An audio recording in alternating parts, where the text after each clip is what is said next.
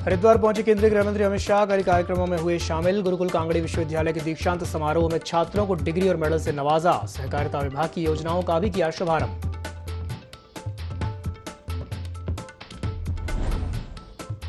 हरिद्वार में बाबा रामदेव ने दी संन्यास की दीक्षा। हर की पैड़ी पर हुआ समारोह। संघ प्रमुख मोहन भागवत और गृहमंत्री अमित शाह भी रहे मौजूद।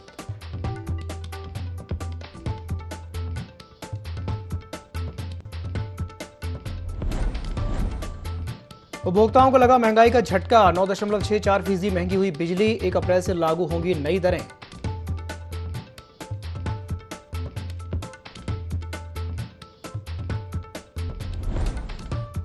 दो दिवसीय उत्तराखंड के दौरे पर पहुंचे केंद्रीय स्वास्थ्य मंत्री। प्रधानमंत्री जन औषधि केंद्र का किया निरीक्षण। मलारी में करेंगे रात्रि निवास।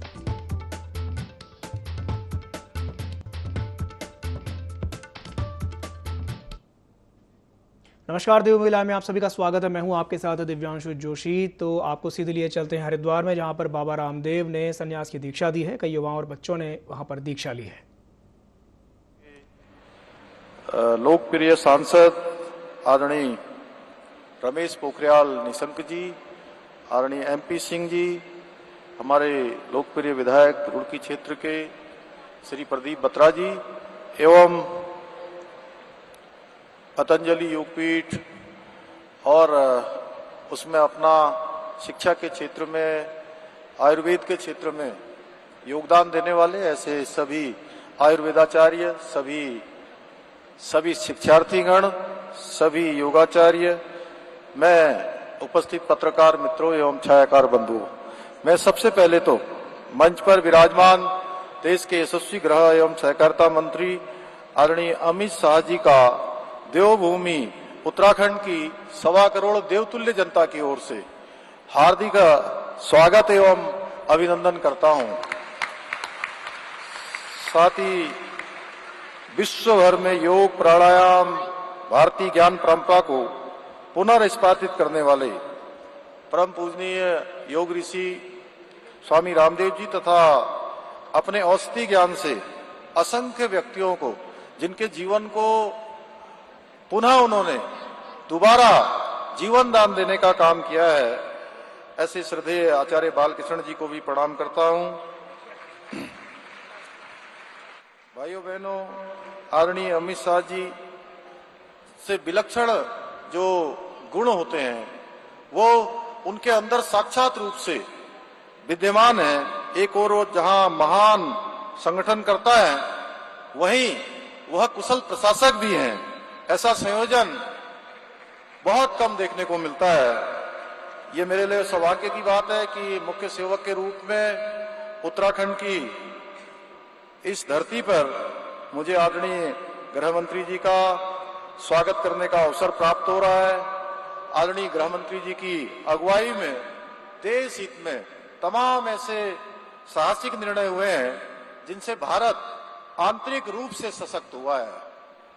चाहे वो जम्मू कश्मीर के अंदर, जिसके बारे में सोचना भी नामुमकिन था, धारा 370 समाप्त करने की बात हो, चाहे राम मंदिर प्रकरण के फैसले के वक्त देश में कानून व्यवस्था की स्थिति को संभाले रखने की बात हो, चाहे 3 तलाक की बात हो, या फिर नक्सलवाद, माओवाद, आतंकवाद, अलगाववाद, जिहाद, इन सभी पर लगाम लगाने की बात हो, यह सब कार्य, ऐतिहासिक कार्य करने में आदरणीय गृह मंत्री जी का विशेष भूमिका रही है।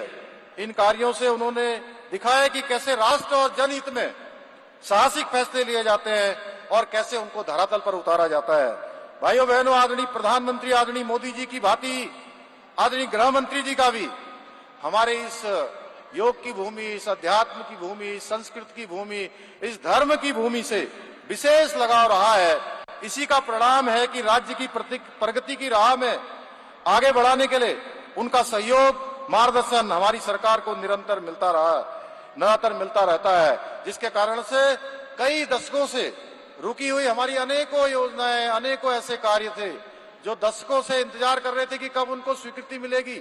आपके कालखंड में आदरणीय प्रधानमंत्री जी के मार्गदर्शन में, नेतृत्व में उन सभी को एक एक करके हमको स्वीकृति मिल रही है।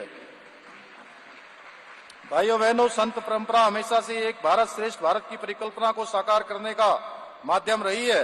मेरा मानना है कि स्वामी रामदेव जी और आचार्य बालकृष्ण जी के कुशल मार्गदर्शन में पतंजलि योगपीठ की स्थापना इसी उद्देश्य के लिए हुई है।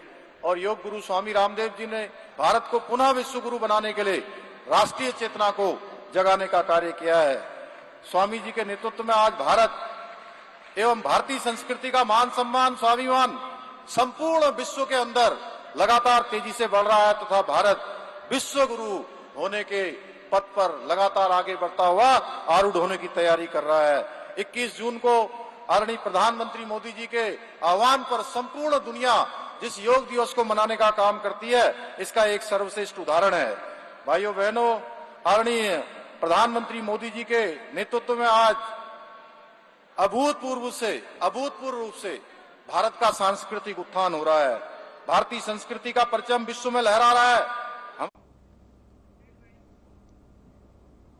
तो मुख्यमंत्री पुष्कर सिंह धामी को आप हरिद्वार से सुन रहे थे। बढ़ते हैं अगली खबर की ओर। केंद्रीय गृह मंत्री अमित शाह हरिद्वार के ऋषिकुल मैदान पहुंचे, जहां उन्होंने दीक्षांत समारोह में दीप प्रज्वलित करके कार्यक्रम को आगे बढ़ाया। इसी दौरान आयोजित कार्यक्रम में मुख्यमंत्री पुष्कर सिंह धामी, डॉक्टर धन सिंह रावत, हरिद्वार सांसद रमेश पोखरियाल निशंक, सतपाल महाराज, मदन कौशिक समेत प्रदेश अध्यक्ष महेंद्र भट्ट भी मौजूद रहे।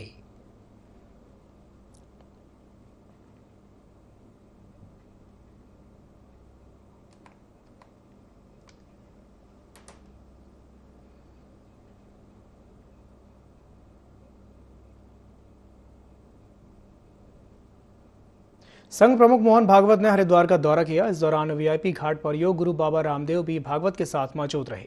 कार्यक्रम में दिव्य मंत्रोच्चारण के साथ 108 बार पावन गंगा जल से मंगलाभिषेक भी किया गया। कार्यक्रम में सन्यासियों को संन्यास की दीक्षा भी दी गई। इस कार्यक्रम में मोहन भागवत, बाबा रामदेव, आचार्य बालकृष्ण समेत कई साधु संत मौजूद रहे।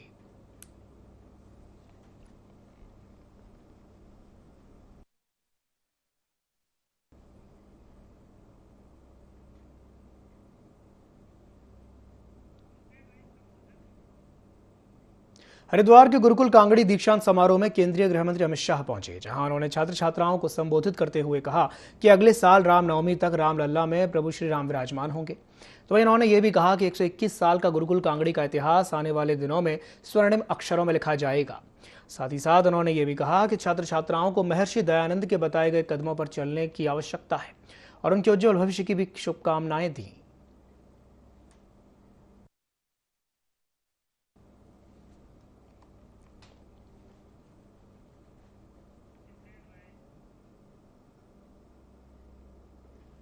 धार्मिक पर्यटन और तीर्थाटन नगरी जोशीमठ में भी रामनवमी के उत्सव की धूम है। आज नवरात्रि के 9वें दिन माता सिद्धिदात्री के स्वरूप की पूजा की जाती है। पौराणिक नवदुर्गा मंदिर समेत पेन खड़ा क्षेत्र की आराध्या और पैनी गांव में माता गढ़ी भवानी पेन खंडेश्वरी माता दुर्गा मंदिर में माता के दर्शनों के लिए भक्तों का सैलाब उमड़ पड़ा। मंदिर परिसर में भजन कीर्तन चल रहा है। इस अवसर पर भारतीय सेना के सौजन्य से गढ़ी मंदिर परिसर में माता रानी के नाम विशाल भंडारे का भी आयोजन किया गया।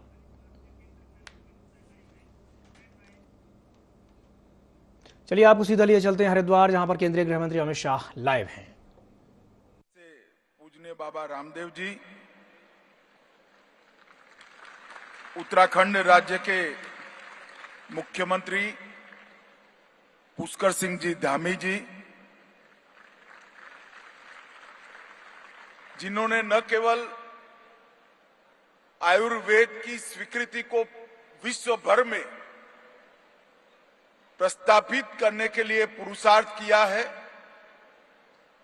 परंतु आयुर्वेद के परंपरागत ज्ञान को आधुनिक तंत्र परीक्षा की कसौटी पर भी खरा उतारकर विश्व भर में जो औषधियों की संपदा है, इसको सूचीबद्ध करने का एक भगीरथ काम किया है। ऐसे आचार्य बालकृष्ण जी, उत्तराखंड के शिक्षा और सहकारिता मंत्री डॉक्टर धन सिंह रावत जी,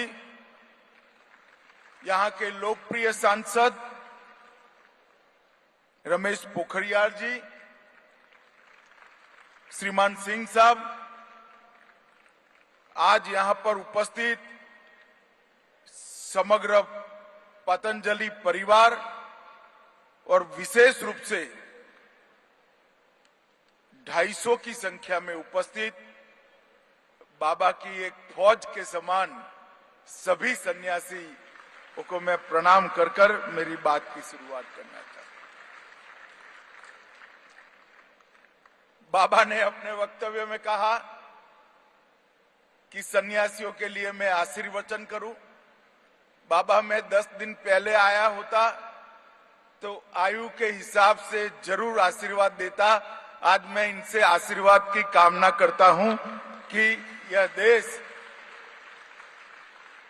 आजादी की जब शताब्दी मनाई जाए, समग्र विश्व के अंदर हर क्षेत्र में हमारा देश सर्वप्रथम हो। हमारे यहां जो संन्यास लेता है, जो भगवा धारण करता है, उसकी आयु, उसकी विद्वता, उसके उद्देश्य कुछ नहीं देखते, उसको प्रणाम करते हैं। मैं आप सभी को प्रणाम कर कर मेरी बात की शुरुआत करना चाहता हूं। भाइयों बहनों, मैं आज चौथी बार कैंपस में आया हूं। हर बार मैं यहां से एक नई ऊर्जा, नई चेतना और नई आशा लेकर वापिस गया हूं। इस बार भी बारीकी से समय की थोड़ी कठिनाई थी, फिर भी बाबा और आचार्य जी से पतंजलि की समग्र गतिविधियों का ब्यौरा उनसे पूछा भी, जाना भी, और आज मन में शांति और संतोष लेकर जा रहा हूं कि पतंजलि परिवार आने वाले दिनों में कई क्षेत्रों के अंदर देश के पुनरुद्धार का काम करेगा, देश के पुनर्निर्माण का काम करेगा। योग, आयुर्वेद और स्वदेशी, ये तीनों क्षेत्र के अंदर बाबा रामदेव ने विगत 25 साल के अंदर अभूतपूर्व योगदान दिया है।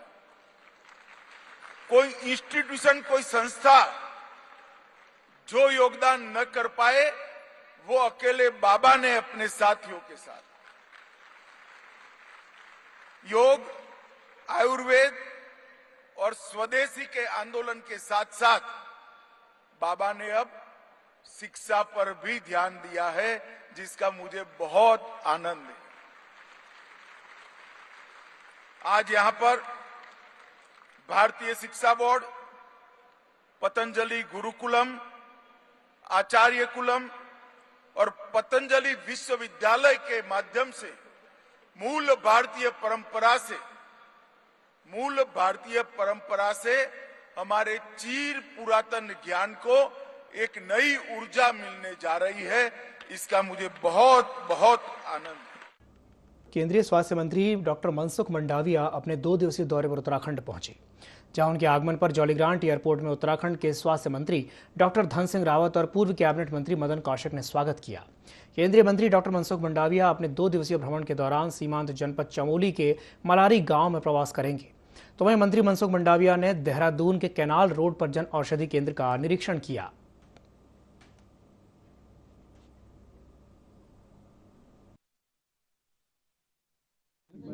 ये एक क्रांतिकारी योजना है जो हम समझते हैं। उत्तराखंड में पहले जो जेनरिक दवाइयां तो पहले से ही आती थी, लेकिन क्या होता था, पहले लोगों को विश्वास नहीं होता था, अवेयरनेस भी थी। लेकिन जब से प्रधानमंत्री जी की फोटो और ठप्पा इस पर लगा है बीपीपीआई का, तब से लोगों का विश्वास बहुत अग्रणी हुआ है, विश्वास बढ़ा है। तो अब जन औषधि की दवाइयां, जेनरिक दवाइयां बहुत सारी बिकती है। बड़े खुश हैं गरीब लोग। तो प्रधानमंत्री जी ने देश में सभी लोगों को सस्ती दवाएं मिलनी चाहिए और बिना दवाई नहीं मिलने से किसी के घर पे, परिवार में मृत्यु की नौबत नहीं आनी चाहिए। इस विचार को चरितार्थ करने के लिए जन औषधि केंद्र ओपन किया।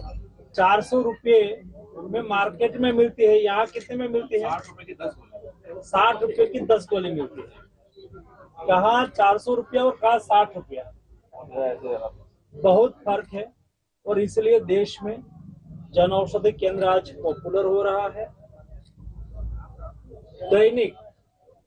डेली 20 लाख लोग जन औषधि केंद्र की मुलाकात लेते हैं, सस्ती दवा खरीदते हैं और अपने यहाँ बचत भी करते हैं।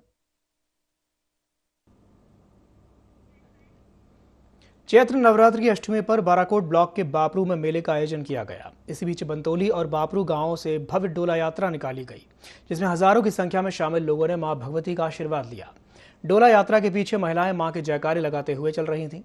दोनों देवी रथ पहाड़ी ऊपर खाबड़ रास्ते की चढ़ाई को पार करते हुए बंतोली के मां भगवती मंदिर पहुंची, जहां देवी के रथों ने भगवती मंदिर की परिक्रमा की। इसी दौरान बापरू और बंतोली गांव में रात्रि जागरण भी हुआ।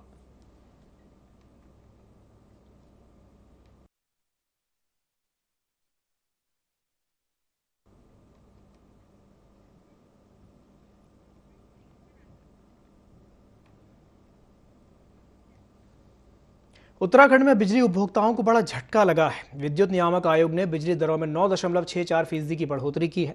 नियामक आयोग के अध्यक्ष डीपी गौरेला और सदस्य तकनीकी एम के जैन ने टैरिफ जारी कर दिया है।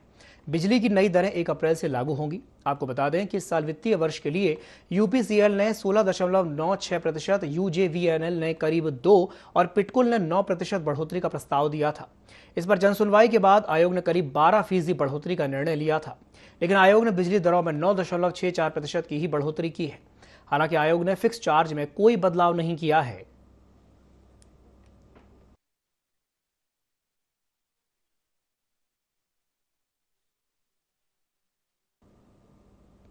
उत्तराखंड के पूर्व मुख्यमंत्री और महाराष्ट्र के पूर्व राज्यपाल भगत सिंह कोश्यारी जसपुर पहुंचे, जहां भाजपा कार्यकर्ताओं ने उनका जोरदार स्वागत किया।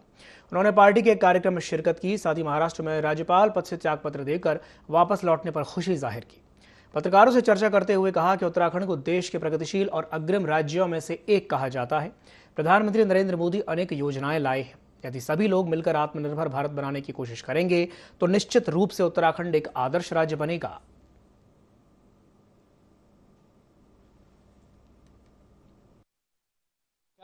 हमारे देश के एक प्रगतिशील अग्रिम राज्यों में से एक राज्य कहा जाता है, लेकिन इसका जो अगला कदम है वो ये है कि जब तक हर हाथ को काम नहीं मिलेगा, हर खेत को पानी में नहीं मिलेगा, तब तक यहाँ वास्तविक विकास नहीं होगा।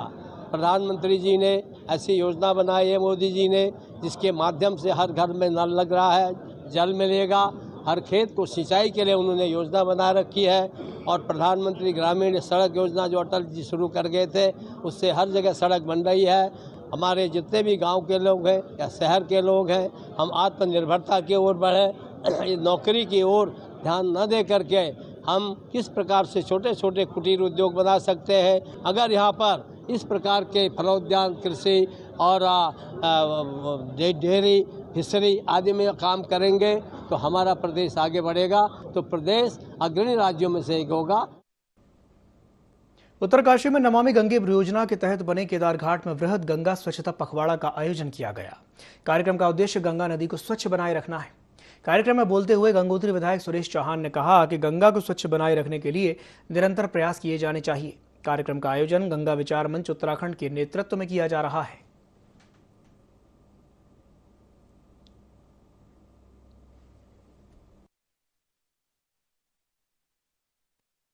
हम लोग गंगा विचार मंच के लोग हैं, गंगा प्रहरी हैं, और जो समाज में गंगा स्वच्छता की अलग जगह रहे हैं, हम सब लोगों का एक सामूहिक प्रयास है कि माँ गंगा जी फिर से निर्मल और अविरल बहे और उन्हीं दैवीय गुणों के साथ फिर से बहना शुरू करे, जिन दैवीय गुणों के साथ वो स्वर्ग में विचरण करती थी।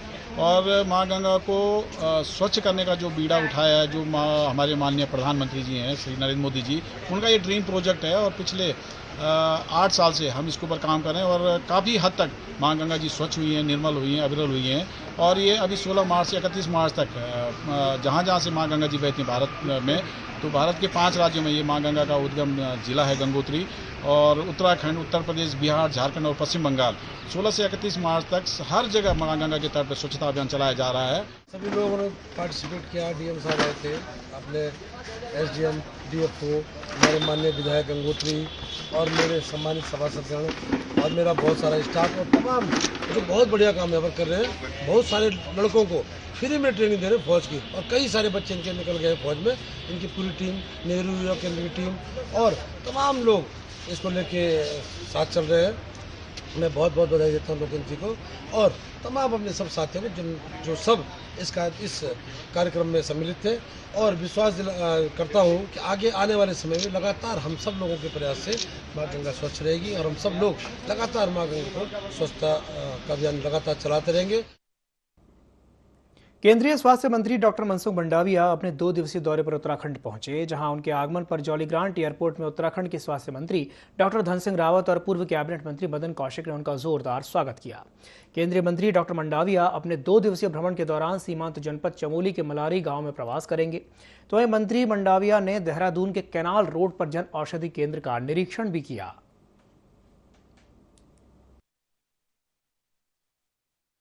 योजना है, ये एक क्रांतिकारी योजना है जो हम समझते हैं। उत्तराखंड में पहले जो जेनरिक दवाइयां तो पहले से ही आती थी, लेकिन क्या होता था पहले लोगों को विश्वास नहीं होता था, अवेयरनेस भी थी। लेकिन जब से प्रधानमंत्री जी की फोटो और ठप्पा इसमें लगा है BPPI का, तब से लोगों का विश्वास बहुत अग्रणी हुआ है, विश्वास बढ़ा है। तो अब जन औषधि की दवाइयां, जेनरिक दवाइयां बहुत सारी बिकती है, बड़े खुश हैं गरीब लोग। तो प्रधानमंत्री जी ने देश में सभी लोगों को सस्ती दवाएं मिलनी चाहिए और बिना दवाई नहीं मिलने से किसी के घर पे परिवार में मृत्यु की नौबत नहीं आनी चाहिए। इस विचार को चरितार्थ करने के लिए जन औषधि केंद्र ओपन किया। 400 रुपये में मार्केट में मिलती है, यहाँ कितने में मिलती है? 60 रुपये की 10 गोली मिलती है। कहाँ 400 रुपया और कहाँ 60 रुपया, बहुत फर्क है। और इसलिए देश में जन औषधि केंद्र आज पॉपुलर हो रहा है। डेली 20 लाख लोग जन औषधि केंद्र की मुलाकात लेते हैं, सस्ती दवा खरीदते हैं और अपने यहाँ बचत भी करते हैं।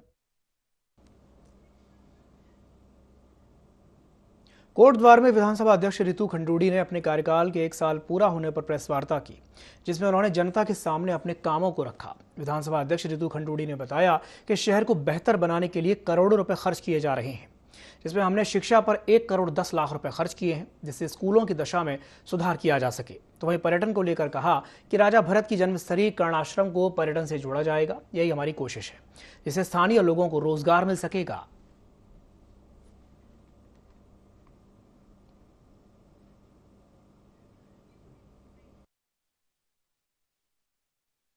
साल में थोड़ा ही चाहे छोटा ही मैंने कुछ प्रयास किया है, वो कहीं ना कहीं कारगर हुआ है। शिक्षा में करीबन 1 करोड़ 10 लाख मैंने शिक्षा स्कूलों को ठीक करने के लिए दिए हैं। हॉस्पिटल में मैंने ये प्रयास किया है कि एम्स के डॉक्टर्स के साथ हम अपने हॉस्पिटल को जोड़ें। प्रयास ये करा है कि जो यूकोट वीपे वाला जो योजना सरकार लेकर आई है, उसमें हम लोगों को, डॉक्टर्स को इनकरेज करें कि वो कोटद्वार में आएँ। टूरिज्म में ये प्रयास रहा है कि कर्ण आश्रम को धीरे धीरे हम किस तरह से इस लेवल पे ले आएं कि हम टूरिज्म को, उत्तराखंड के टूरिज्म को कर्ण आश्रम के साथ जोड़ पाएं। सिंचाई हो, पानी हो, बिजली हो, हर फील्ड में छोटे छोटे कॉन्ट्रीब्यूशंस किए हैं ताकि लोगों का जो जीवन जीने का में थोड़ी सी कुछ हम इम्प्रूवमेंट ला सकें, कुछ थोड़ा सरलता ला सकें। नवरात्र में मां की आराधना करने का विशेष महत्व है। ऐसे में धर्मनगरी हरिद्वार में भी भक्तों का तांता लगा हुआ है। देवी मंदिरों में शक्ति की भक्ति का माहौल बना हुआ है। तो वहीं मां को प्रसन्न करने के लिए नवरात्र में भक्त व्रत भी रखते हैं। अष्टमी और नवमी के दिन कन्या पूजन करके अपने व्रत का समापन करते हैं।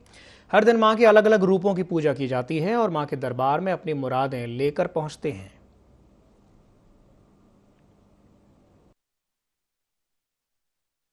नवरात्रों के इन पावन 9 दिनों में हम माता की पूजा करते हैं। हर दिन माता अलग अलग रूपों की पूजा की जाती है।